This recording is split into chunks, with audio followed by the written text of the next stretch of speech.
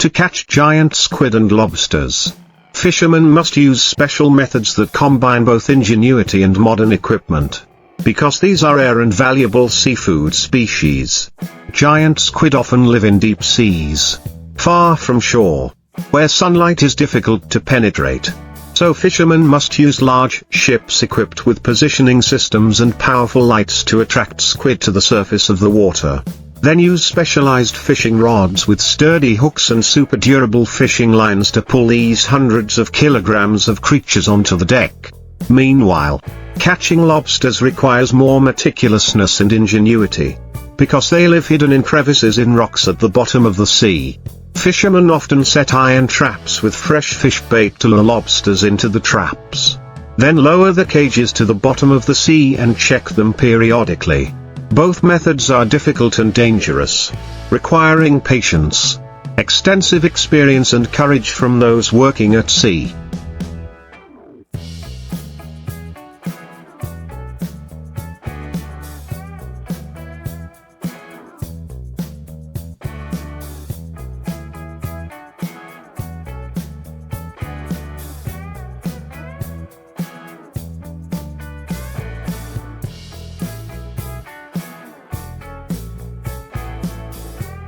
But in return, the results are extremely valuable seafood resources serving human life.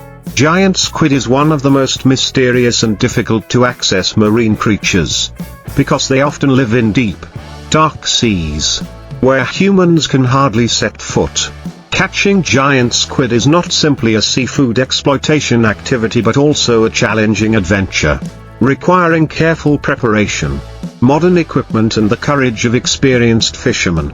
Normally, fishermen have to take their ships far out to sea, to waters hundreds to thousands of meters deep, where giant squid live. These ships are not like ordinary fishing boats. They are equipped with sonar positioning systems to detect movements on the seabed, high-power lights to illuminate and attract squid from the deep. Once the area with giant squid has been identified,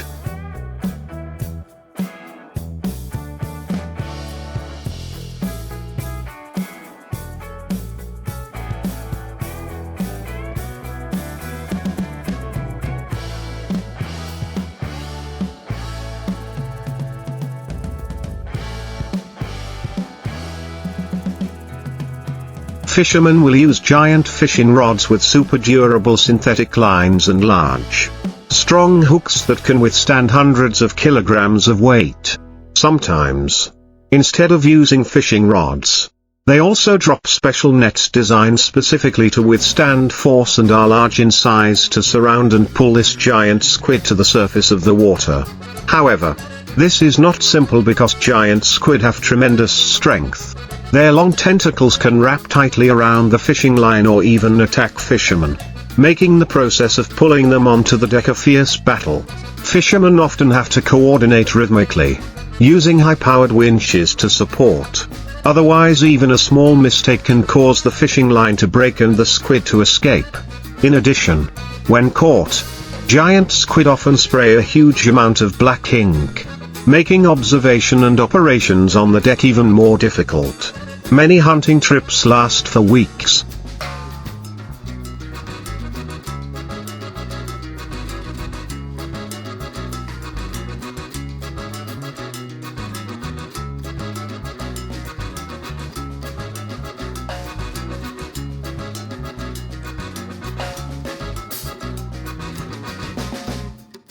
Fishermen have to wait patiently, often returning empty-handed because this creature does not appear easily.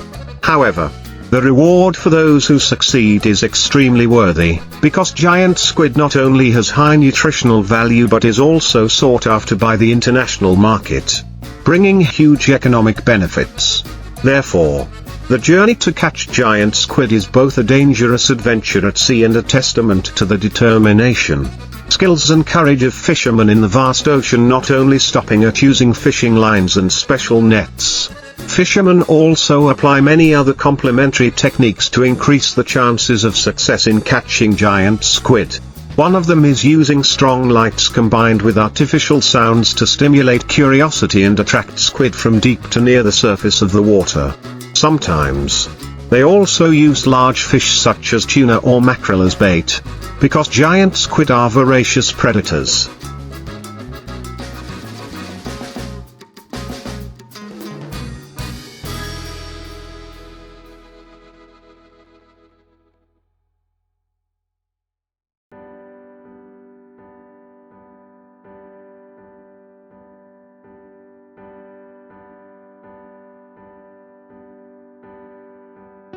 Often attacking prey of considerable size.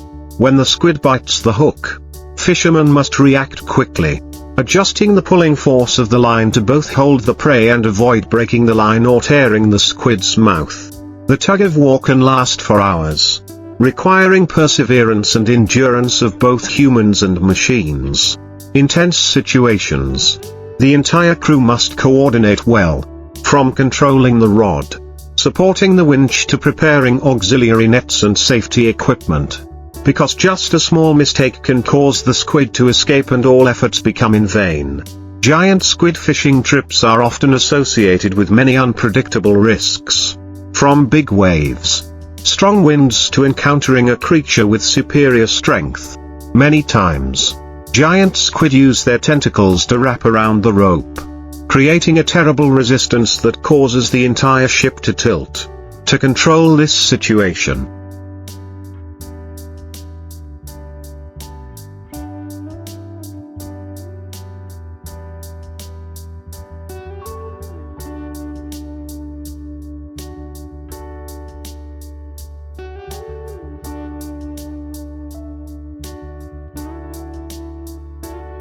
fishermen are forced to stay calm, reinforce the towing rope, use support tools and wait until the squid is gradually exhausted before being able to bring it safely to the deck.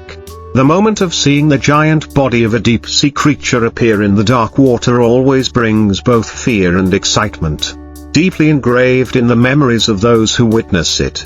That achievement not only brings economic value but also great pride to each fisherman, because they have conquered one of the most mysterious creatures of the ocean. Catching giant squid is also associated with special preservation and transportation work, because their enormous size and weight far exceed those of common seafood. As soon as the squid is brought onto the deck, fishermen must quickly process it, removing the black ink and internal organs to avoid spoiling the meat during storage. The squid is then put into deep cold storage compartments or immediately frozen using a high-capacity freezing system equipped on the ship.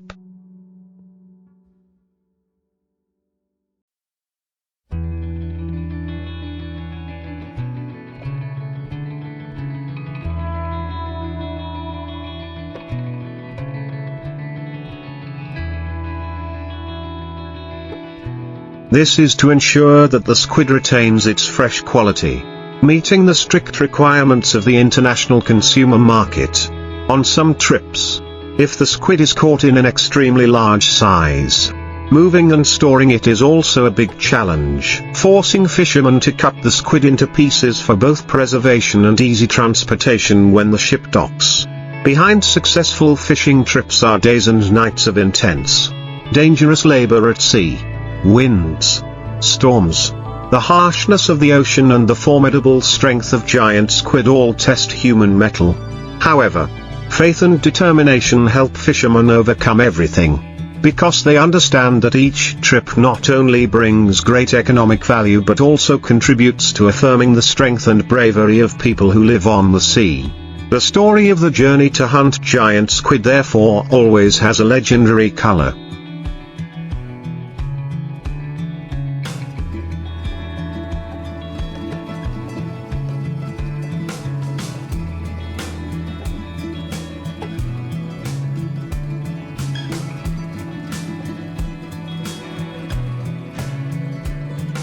Both realistic and like an endless epic about the will to conquer nature of humans in addition to its economic value. The journey to catch giant squid also has important scientific research significance, because this is a rare species. Obtaining live specimens or intact squid carcasses gives scientists the opportunity to learn about their body structure, biological behavior as well as their role in the ocean food chain. Many fishing vessels have collaborated with researchers to record images and collect valuable data, thereby contributing to solving the mysteries surrounding the creature known as the ghost of the deep sea. However, because of the rarity and unpredictability of giant squid, overexploitation also poses a potential risk of affecting the balance of marine ecology. Therefore, many countries and international organizations have begun to make recommendations, even regulations, to limit the hunting of giant squid for commercial purposes only.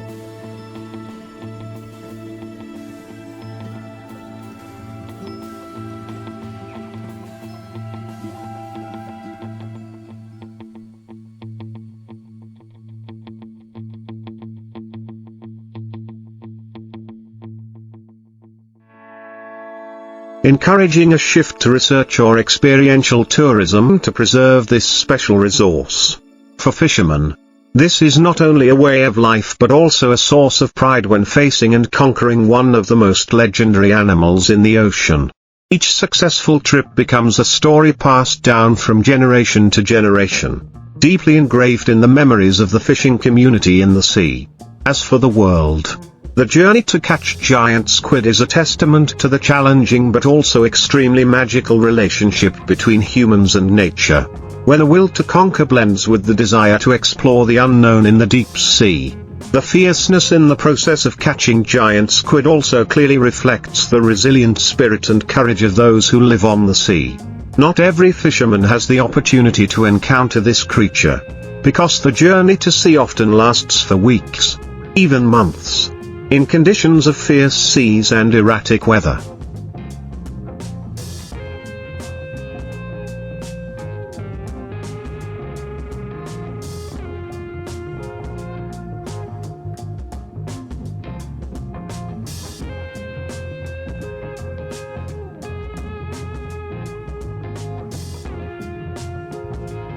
Each trip is a gamble with nature, when just one unexpected storm can sweep away all efforts and even human lives.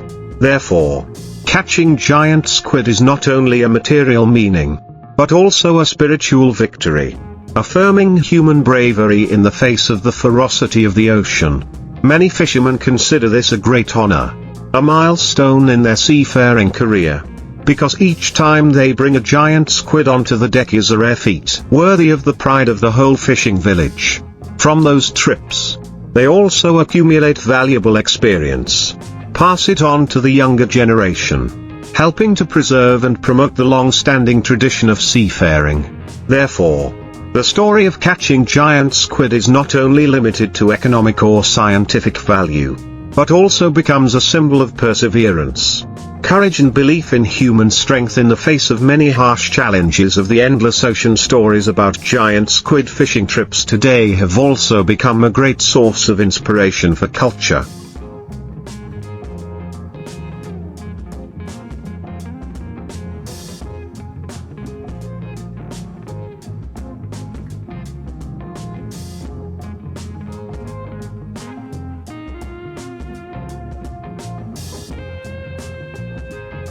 Art and media. Many documentaries, television programs or literary works have exploited the image of fishermen confronting this giant creature, turning it into a symbol of the battle between small humans and vast nature.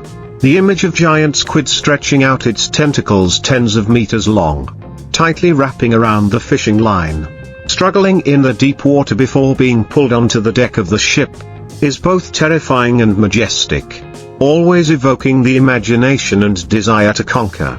For tourists, just hearing word-of-mouth stories about giant squid hunting is enough to make them eager to participate or witness it with their own eyes. This has opened up a new direction of development for many fishing communities, when the exploitation of giant squid does not stop at commerce or research, but also contributes to promoting the image of the homeland.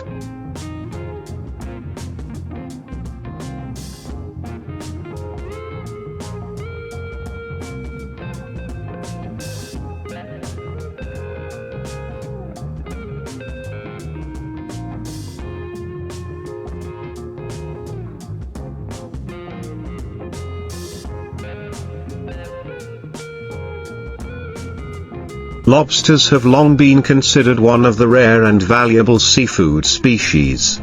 So lobster fishing has also developed with many different methods depending on each sea area, natural conditions and fishermen's habits.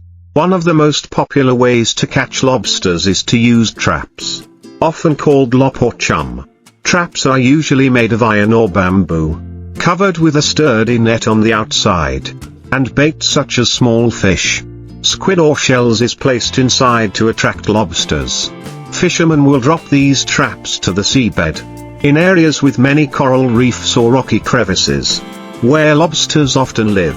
After a certain period of time, they will pull the traps up and harvest. This method has the advantage that the lobsters are still alive, less scratched and retain high commercial value. In addition to traps, there is also a way to catch them by diving. Fishermen, equipped with scuba tanks or just free diving,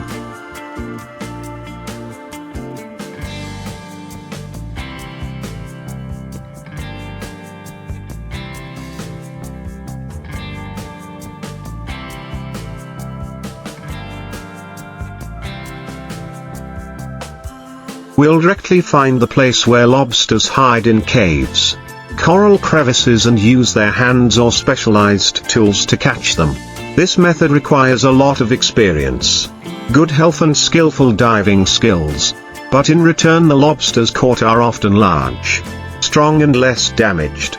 In addition, in some places, fishermen also use specialized nets to catch lobsters. The nets are usually dropped near the seabed, with suitable mesh sizes so that lobsters do not escape.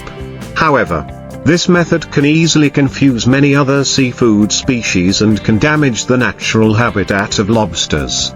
Nowadays, some areas also apply a fishing method that combines the use of positioning devices and ultrasonic scanners to detect places where lobsters are concentrated, then use traps or dive to catch them to increase efficiency.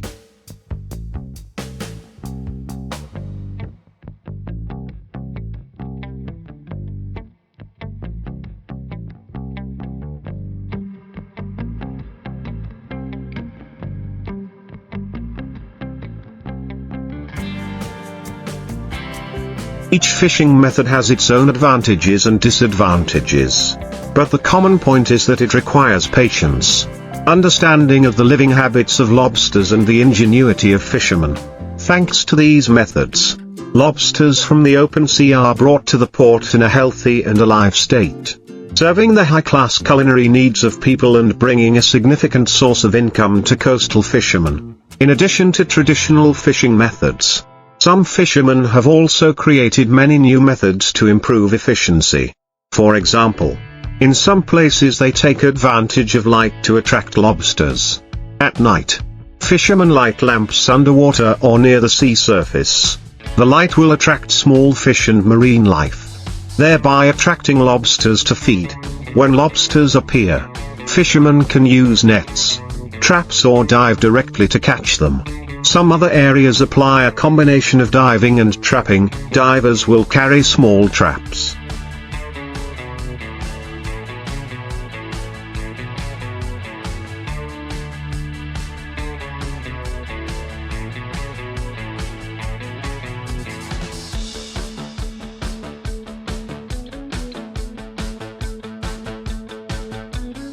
Find the exact lobster nest and place the trap right at the entrance of the cave, ensuring a higher chance of catching lobsters. There are places that still use special fishing lines to catch lobsters. Although less popular, they still bring certain effectiveness. Fishermen often use a piece of fishing line to tie fresh bait firmly, drop it near the area where lobsters live. When the lobster clamps its claws on the bait, the fisherman will pull it up very quickly. Although this method catches few, it gives intact, healthy lobsters and a high selling price. However, lobster fishing also needs to pay attention to the sustainability factor. If overexploited, catching baby lobsters or reproducing lobsters will seriously affect long-term resources. Therefore, many places have issued regulations such as prohibiting the fishing of lobsters under a certain size.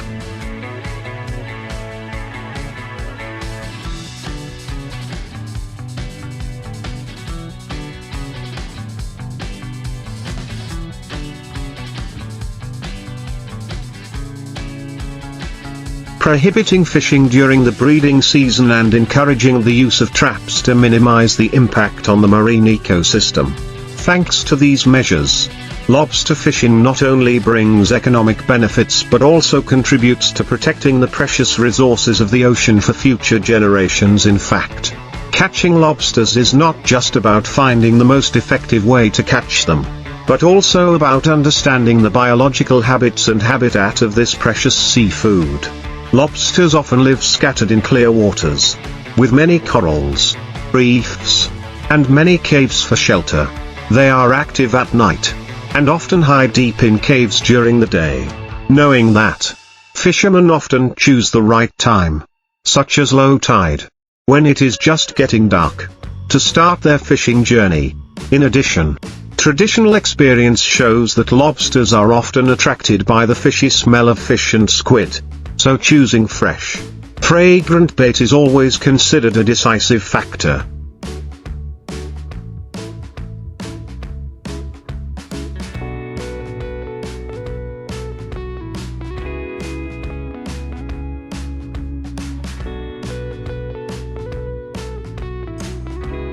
Some veteran fishermen also know how to make their own bait from a mixture of broken fish, squid, or small crabs to create a scent that lasts a long time in the water, helping lobsters easily find the trap.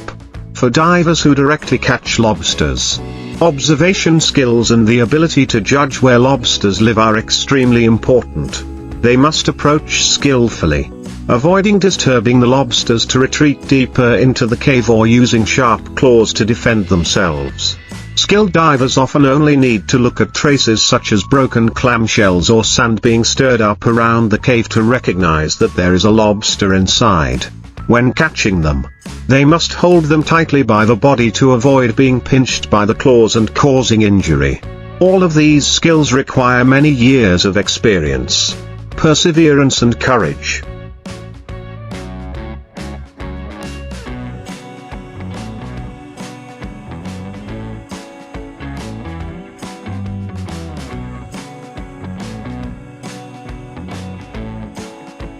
Because diving deep under the sea always has potential dangers. Thanks to the combination of folk experience, creativity in making fishing gear and the spirit of attachment to the sea, lobster fishing has become increasingly diverse, both traditional and modern, contributing to creating a unique profession, imbued with the breath of the ocean.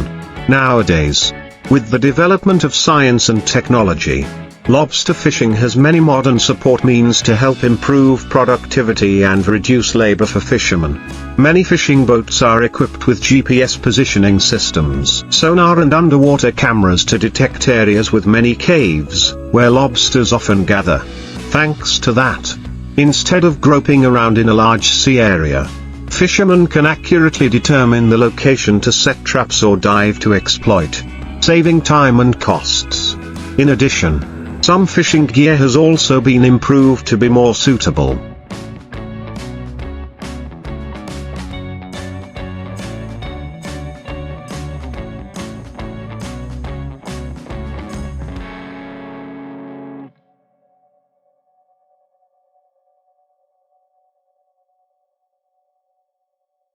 Such as traps with steel frames covered with anti-rust plastic, designed with one-way doors to make it easy for lobsters to enter and difficult to exit, ensuring durability while increasing capture efficiency. In some places, fishermen also attach signal buoys and sensors to each trap, helping to monitor from a distance, limiting the situation of losing traps or being swept away by waves. Not only that, to keep lobsters alive after being caught, many ships have been equipped with a circulating seawater tank system, simulating the natural environment under the sea, thanks to which lobsters can live healthily throughout the long journey. This helps fishermen transport lobsters to port alive, meeting the strict demands of the high-end market. However, along with the benefits of modern technology, fishermen still have to pay attention to the sustainability factor, because lobster resources are not limitless.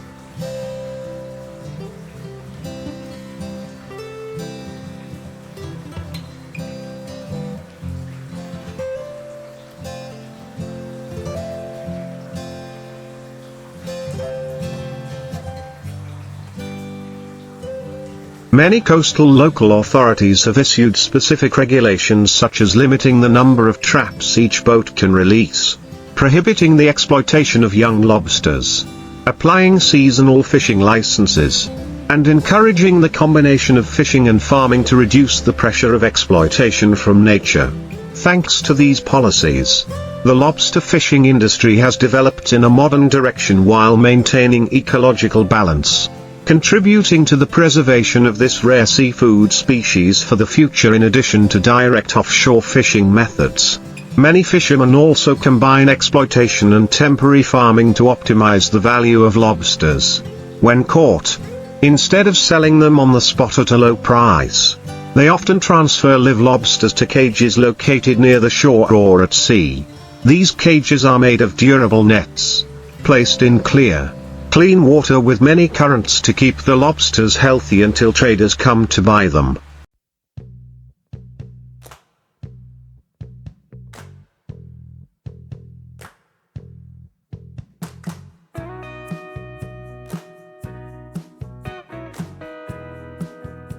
This method helps lobsters maintain good quality, sell them at a higher price, and at the same time creates favorable conditions for collecting large quantities of goods for export.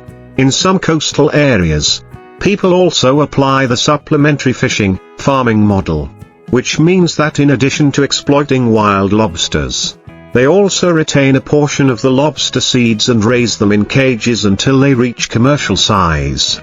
This model both takes advantage of natural seed sources and reduces the pressure of overexploitation. On the other hand, fishermen have a more stable source of income because they do not depend entirely on risky sea trips. Another noteworthy point is the cultural factor and tradition.